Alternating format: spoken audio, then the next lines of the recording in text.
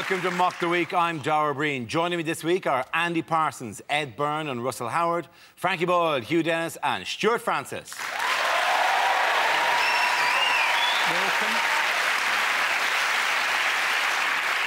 Welcome. We start with a round call. If this is the answer, what is the question? On the board are 6 categories. Stuart, which category would you like? Foreign news. You're going to go for foreign news? Yeah. OK, your category is foreign news. The answer is 4%. What is the question? The number of Americans who haven't been on a UFO? What percentage of Charles Clarke is not bile, phlegm, lard or ears? What is the spare memory capacity on Gary Glitter's laptop? What percentage of the vote would Labour be delighted by at the next election? What are the chances of me enjoying a film that are described with the words "one woman's journey"? Is it how much of me is penis? Rising to 4.2 on a warm day. Yeah. Is it what is the number 4 expressed as a percentage? Actually, that would be 400%. Well, don't get mathematical with me. I'll tell you what, you give me a mathematical thing. That was like a maths rap battle. Don't get mathematical with me. I'm going to get some equations on your ass. Don't derivate. Is it how much of the weekend can Amir Khan remember? Is it? How many people support the policy burn Britain's homeless to heat Britain's houses? Is it how much does Guy Ritchie contribute to the family kitty? Is it how many Americans think that Sarah Palin was in Monty Python? Is it what proportion of votes would Robert Mugabe consider a landslide? Is it John McCain's poll lead in America? It is John McCain's poll lead in America. Well done, Frankie Boyle.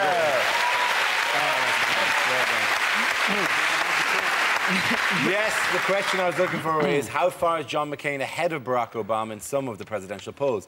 This is the news that Republican Vice President nominee Sarah Palin's popularity has given John McCain a 4% poll lead over Barack Obama. 40 million viewers watched her speech at the Republican convention, during which she described herself as a pit bull with lipstick. Do you know, it strikes me, though, it's not going to work out the way they think. Because have you seen the way that John McCain looks at Sarah Palin? He is going to have a heart attack before the election. Don't you think? He wants to shoot her moose. Do you reckon when they're on the tour bus and he's fallen asleep, that she just dresses up as Death, just waiting for him to wake up? Just kind of do a bit like that. She did the right thing because she made an analogy, but she kept it short. She said, I'm like a pit bull. That's the key with an analogy, is just keep it short, because no analogy bears up to examination. I'm like a pit bull, I'm tenacious, fine. I'm like a pit bull, when I get something I won't let go. If you want me to let go, you'll have to put your finger up my arse. No, you've gone too far, Palin! Don't leave me alone with a toddler, I'll kill it. No! Keep the analogy short. They're saying, oh, you know, they talk about the thinking man's crumpet. She is the stupid man's donut. Basically, she actually doesn't even believe that climate change is man-made. Yep. Even George W. Bush now believes climate change is man-made. It's a sad state of affairs when you make George W. Bush look like an informed progressive. To be honest,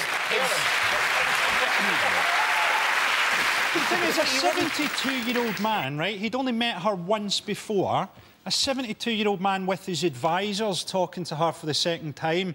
It must have been like a vaudeville act or something. Where are you from? Alaska. No, Alaska. Where are you from? Did you guys know that McCain was a prisoner of war? Because he doesn't like to talk about it. He doesn't bring that. No, he always likes to talk about it. How sad is that? It's like me on the street. Hi, my name's Stuart. It's my birthday. Be my friend. George Bush gave a speech this week where he praised John McCain for surviving in the Bangkok Hilton, which isn't surprising because Bush would struggle to survive in the London Hilton. He'd probably starve to death after 4 days in the wardrobe looking for the button for the ground floor. Well, that's a very apt point. He actually praised him for surviving the Hanoi Hilton. Bangkok is in a different country, and Bangkok wasn't involved in the Vietnam War. It's important that we get stuff right on a show where we've not said international affairs, we've said foreign news in case we confuse people. Touche. I think it's funny when she was slagging off Obama, when she, you know, and his environmental plans, and she says, "Yeah, what's he actually going to seek to accomplish after he's done turning back the water and healing the planet?" Like, what a shit thing to want to do. After you've done healing the planet, what next? World peace, asshole. One of the oddest stories about her is that her son's called Track, and he was named Track because she's a fan of running. And, yeah, exactly, you know, thank God she doesn't like badminton. Imagine being called Shuttlecock. Imagine that. Don't you think the glasses work in America? Obviously, you know, loads of people are trying to buy them and all the rest of it. But every time I see her, I think somewhere in here I'm expecting a little voice to go, should have gone to Specsavers. But it really brings home how stupid the supporters are. That did you like the speech? I want to look like her. You know? So depressing. Well, you sounded like Baloo from the Jungle Book. Yeah. Ooh, ooh, ooh. I want to be like her. Normal off-stage voice. This is an act. Looking forward to Motorway. Look into my eyes.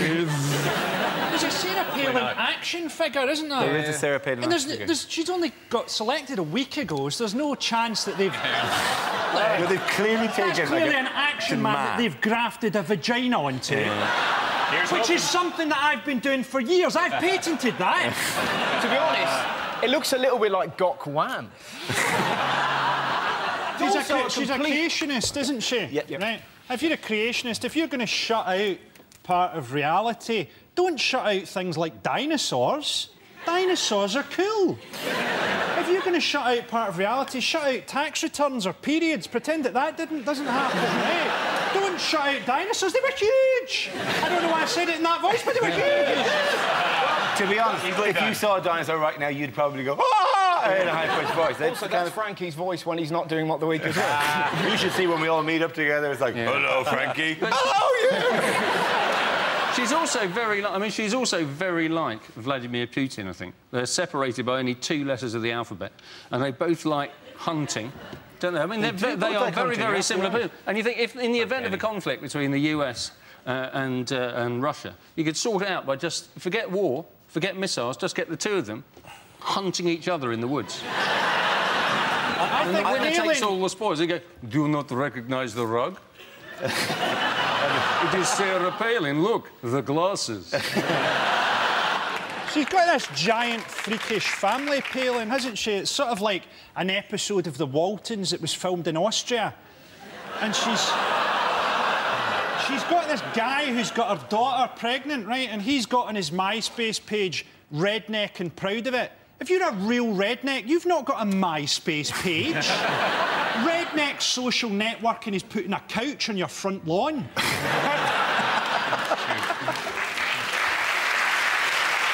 In other news, why has the North Pole made headlines this week? It's become an island. Yes, it has become an island. Well, I've heard it's been attacked by 2 massive, giant red arrows. They've carved away at it. They've moved from the west. But this is really worrying, because this wasn't supposed to happen until the year 2030. And now they're predicting that by the year 2030, the whole thing will fit neatly into a gin and tonic. And we're so short-sighted, people are saying, oh, it's OK, it's opened up trade routes. We can send shipping round there now. That's like your house burning down and you going, oh, well, better parking. What about the poor Inuit with their igloos? As the global warming kicks in, wake up the next day and your house has completely disappeared and you're just sleeping in a puddle. Be a bit like going to a music festival. Yeah. The Eskimos now have 600 words for we're fucked. Well, do you know that literally the only chance for human survival is if when this thing melts there's an enormous button underneath it that says press to restore the Earth's factory settings? But everyone's looking at, you know, it's bad news, you know, for us, and the oceans are going to rise and all that. But it's very good news for fish. who up until now have been living in very cramped, overcrowded conditions. And all this extra water that's going into the ocean, for them, it's like having the loft converted. What? Hang on a minute. We've knocked Greenland through. By the way, we should obviously point out that the myth? oceans won't rise when this goes up, because that's like an ice cube in a glass of water. Damn it. And that's like only... It's Archimedes' principle. I'm sorry, now I've just killed the mood with some basic GCSE physics. You like Conan the Joke Killer with your knowledge. It's not the Bangkok Hilton. Oh, the Archimedes principle. This is the opposite of the role they hired you for, O'Brien or O'Brien or whatever. I can't fight it anymore. Get All right, with me. Dara O'Brien. Yeah. Are there any Irish people in? Have you heard the name O'Brien before either? Fuck off. It's not some made-up showbiz name You that and your I've got. dad, the only O'Briens I've ever heard of. It's not some crazy name I've chosen. Personally, I think Dara should change his surname to Raboomdier. Dara Raboomdier. At the end of that round, the points go to Frankie, Hugh, and Stuart.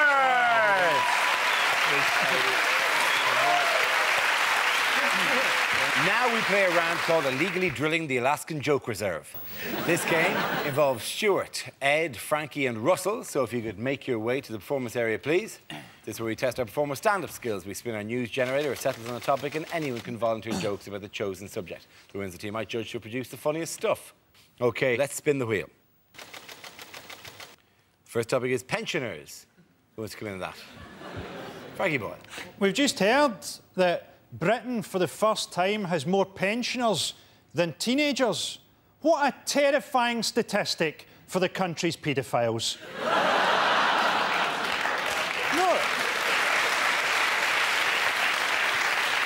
No wonder Gary Glitter didn't want to come back.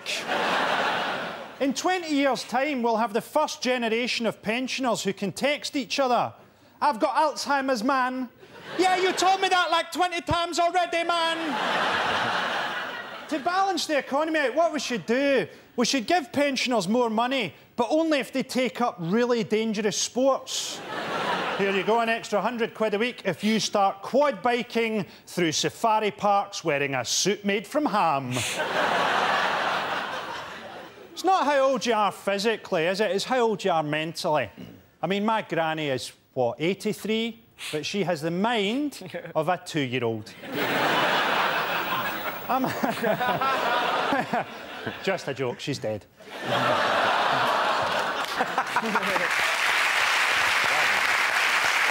OK, let's spin the wheel again.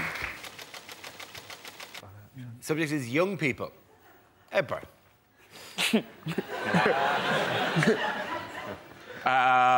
Young people, they're very scary, aren't they? I remember being scared of young people when I was young. But when I'm grown up, I'll be bigger than them and I won't be scared of them anymore. And then they armed themselves, which I felt really unfair. I'm not scared of, like, goths or emos, which is kind of a shame, because goths make more of an effort to look scary. It's almost a shame they're not scary. They make more of an effort, and they give that look. Like that, does my vampiric countenance not chill you to your bones? You're like, no. I could send one hoodie in there, it'd be like a dog worrying sheep. Don't annoy me.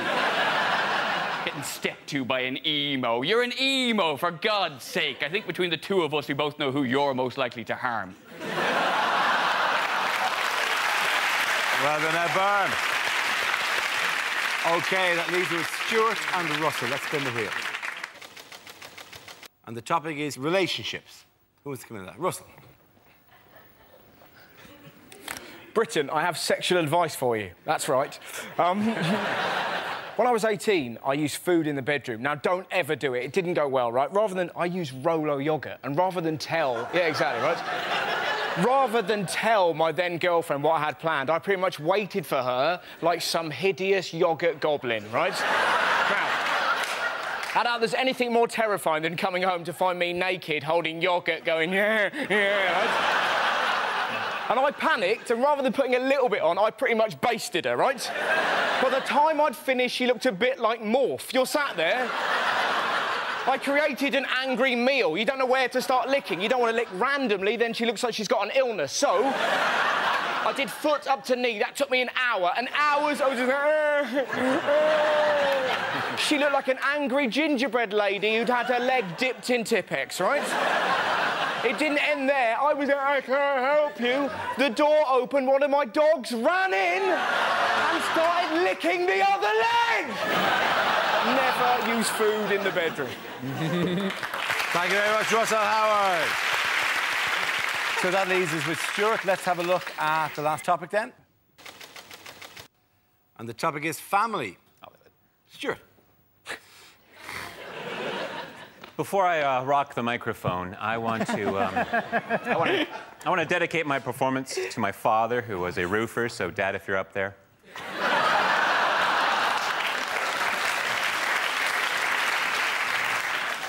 I'll tell you about my family. I'm the youngest of three. My parents are both older, and I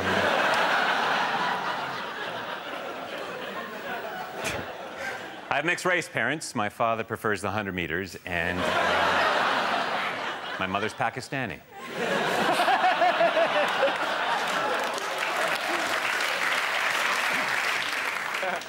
I was raised by my father. My mother left before I was born, and you know...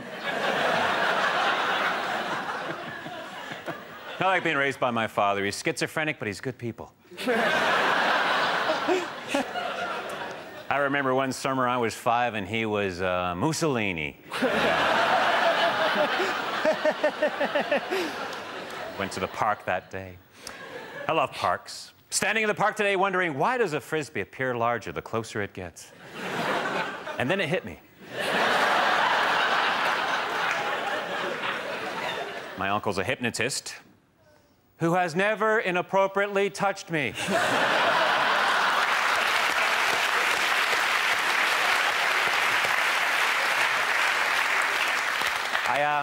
I have to leave now. I'm a member of Overactors Anonymous, and we have an Overactors Anonymous meeting that starts in... And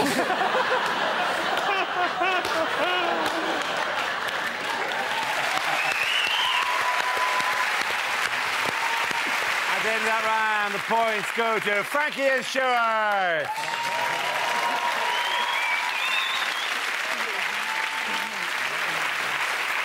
Our next round is called Headliners. Here's a picture of British tennis star Andy Murray. But what does MGSW stand for? Is it Murray's Ginger Sideburns Woeful? Is it Marvin Gaye Sprayed White? Is it Miserable Git Shuns Winning? Is it... Thank you. Hang on. Thank you. Is this it with what happened in the women's final and the men's final? Is it Murray gives, Serena won? Just looking at the photo, is it Murray gives self wedgie? Or actually, is he praying for the one thing he needed to beat Federer, which is major gunshot wound? Is it Murray Grand Slam? Whoa. Very good. Well done, Hugh. That's great. The answer I was looking for was Murray's Grand Slam Woe. This is a valiant effort by Andy Murray in the final of the US Open, aiming to become the country's first male Grand Slam winner since 1936. He overcame world #1 Rafael Nadal in the semi, but was defeated in straight sets by Roger Federer in the final. I say the countries. I mean, he was British if he won. He's back to being Scottish now. Come on, Amir Khan is Scottish now. When Amir Khan went down for the second time, the commentator went, "Take that, you Scottish bastards!" Scotland got humped at the weekend by Macedonia. What, the ancient dead civilization? Who's beating us midweek? The Aztecs? There's so much hype about Murray. That's what I've picked up on. And in Canada, we had a similar player. A lot of hype and didn't pan out. He wasn't very good. I don't know whatever happened to Greg Ruzetsky, but... Yeah. Did you see what Don King said about it? It was fantastic. I don't know if anyone saw it. It was amazing. He was just stood there going, it's going to be a grapple in the apple. He's like 007 playing a Swiss watch. It's going to be the most extravagant thing you've ever seen. And then he panicked and went, God save the Queen. Right? And it was that thing you just go, how much would you love to go out for a drink with Don King? I want a drink that'll slip in my tummy, make me feel funny, don't care about the money, viva la revolution. What drink do you want, you crazy old man? Give me a Ribena, you know? Speaking. How depressed is Andy Murray? He's apparently not allowed to go too near the umpire's chair in case he hangs himself. How did he learn in Scotland to play a sport that you can only practice when it's sunny outside? Can you imagine how good he would have been if he hadn't worked for his serve on 2 years in the kitchen? I enjoyed his game with Rafa Nadal, though. The thing about Rafa, though, is he keeps on picking his arse, doesn't he? He's like he's got a massive wedgie after every point. He's a multi-millionaire. Rafa Nadal, buy some bigger pants. In other sporting news, who is this man? Looks a bit like Peter Kay. He's a crazy billionaire who's bought Man City. Yeah. He is, yeah. Does no crazy billionaire build a secret base and kill James Bond anymore? What are you going to do, Bond? I am buying Frank Lampard legally. I think it's going to be great for Man City. I can't wait to hear their team sheet being read out at 5 a.m. from the top of a mosque. Ronaldinho is injured. Yes, he is injured! All this money they're spending on Manchester City, the team just better not play like Shiite. I'm new in town. Do you know, it's exciting because you could have all the best players in the world and that means that you could have one absolute passenger. How good would it be to have a central midfield that was Kaka, Gerrard, Essien, Dame Judi Dench? In a diamond formation, obviously, you'd want to protect her a bit. But, hey, John Terry's behind her, it's going to be fine. You put her in the holding position in midfield. She's going to miss the odd tackle, but it's going to be funny. Surely you'd stick her down the wing. Sure, over 10 yards, Dench will beat anyone, right? You're totally wrong. Dench is a fox in the box. I tell you what, you leave her alone 6 yards, bang. She's in many ways. The first 3 yards are in her head. That's the amazing thing about it. It's such a waste, though, isn't it? If you had 540 billion, you wouldn't buy a football team. You'd invent your own sport. Do you know what I mean? You've like a cross between Robot Wars and Gladiators with tramps set in space. That's what I'd do. You'd really go for it. Well, you do know they already have robot sports in the United Arab Emirates. Really? They have robots who ride the camels. They have camel racing, and instead of getting jockeys, which are presumably getting tinier and tinier, now they have robots who ride the camels. Why don't they have jockeys on robot camels? That'd be a lot more interesting. To these guys, man, right? In 2 years' time, Manchester City will be 3-0 up in the Champions League final, and this guy will just turn to his assistant and go, I am bored now, build me a robot spaniel. You've got to love Man City. My favourite story about Man City, without doubt, is that they wanted to name one of their stands after a famous player called Colin Bell. So they genuinely wanted a stand called Bell End. You have to... that is genius, isn't it? Which unlikely figure is the government looking to enlist the services of? Oh, no, of? is this Jeremy Kyle? Yes, the government want to pay Jeremy Kyle to do a programme where he baits people for being unemployed. What is that about the current Jeremy Kyle show where he isn't baiting people for being unemployed? I watch the Jeremy Kyle show and I go, where does he get these people from? And then I go, oh, that's right, Scotland. He just gets a trawler, right, and a giant net, and he throws it over a Lidl in Glasgow and just draws it through. And people get dragged into the He's net. got a variety of techniques. He's digging a pit outside cash converter. He's driving a van round the city centre with Alco Pops and chicken nuggets. Damn you, Kyle, you capture me! What, they're like King Kong or something? Oh, they climb to the top of the ITV building. Why do they go on? Is that the thing? You know what I mean? If your wife's going to go, we're going to go on Jeremy Kyle, don't. She's shagging your dad. Don't. It's not your baby and your mum's on crack. Stay at home. Who watches that programme? It's like looking at a wound. Even Kerry Katona's sitting at home going, fuck's sake. At the end of that, for Russell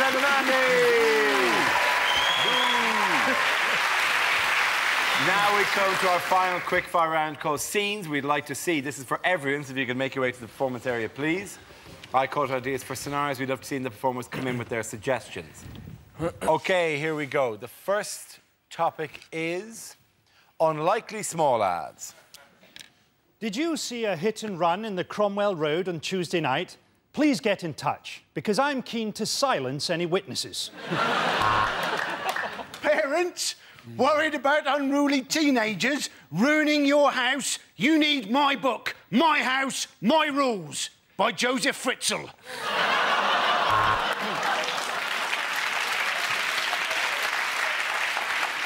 Please get in touch. Our eyes met yesterday. You were the blonde undressing in the bedroom. I was the man lurking in your garden. Legs, bums and tums, wanted by cannibal. Slightly used condoms for sale. No weirdos. Are you an alcoholic? There's a sale on at Oddbins.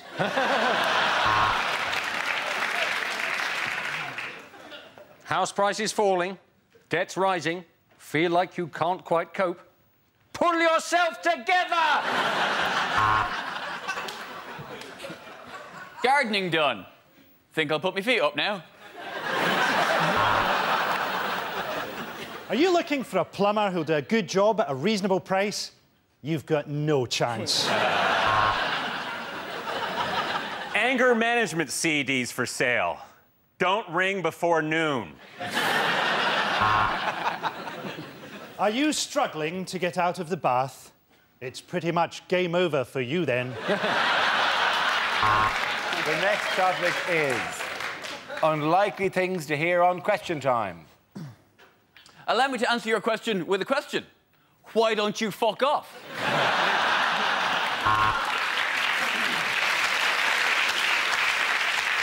I'm going to take a question from a black man without mentioning that he's black. The man in the red jumper, please.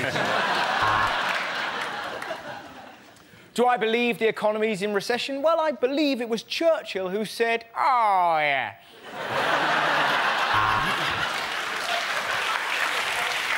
David Dimbleby, you haven't answered a question all night. You are the weakest link. Goodbye. A good question there. Is the BBC dumbing down? What do you think, Barry Chuckle? Yes, my question is for Delilah. Why? Welcome to Question Time, coming to you this week live from Spearmint Rhino. Question time. Tonight we're in Norwich. Let's say hello to the audience. Look, men from Magic Picture Box. Go speaky, speaky.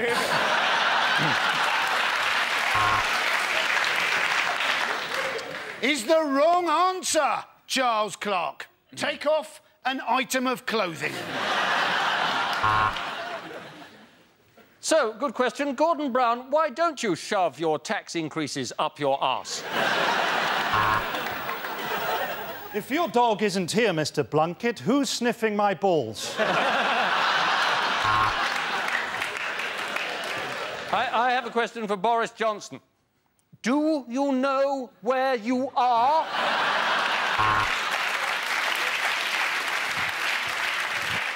Is Britain becoming more misogynist? Let's ask this bitch. At the end of that round, the points go to Russell, Ed and Andy.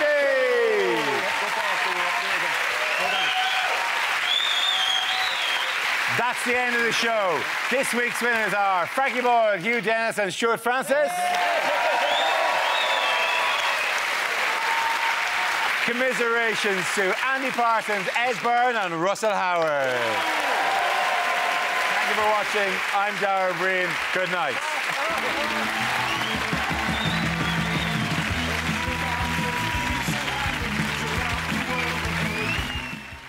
Over-competitive parents are on the warpath again in the Cup next here on BBC Two.